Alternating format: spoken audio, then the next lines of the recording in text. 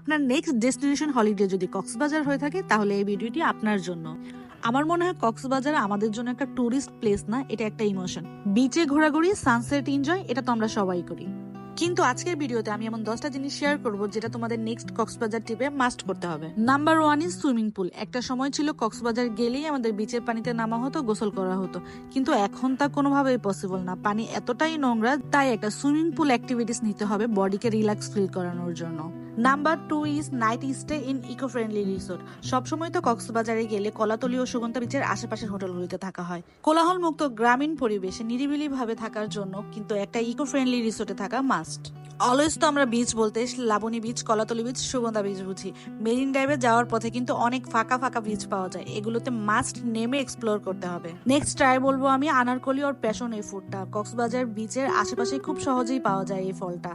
টক মিষ্টি ঝালের একটা মিশ্র সমাহার। 5th is sugar cafe. যারা কফি অ্যান্ড কেক লাভার আছেন তাদের জন্য কিন্তু এই ক্যাফেটা মাস্ট ভিজিট। এই ক্যাফেটা সুগন্ধা বিচ থেকে লাবণী বিচে যাওয়ার রাস্তায় পড়ে। একবার হলো এই ক্যাফেটা এক্সপ্লোর করবেন। যারা রাখাইন ফুড পছন্দ করেন আর কক্সবাজার গিয়ে ডিফারেন্ট কিছু ট্রাই করতে চাচ্ছেন, তারা ফালুনজি রেস্টুরেন্টে কিন্তু একবার হলো ভিজিট করতে পারেন। আর আমি বলবো তাদের রেস্টুরেন্টে গেলে তাদের ডেজার্ট আইটেম গুলো মিস করবেন না, এটা কিন্তু একদম মাস্ট ট্রাই আইটেম।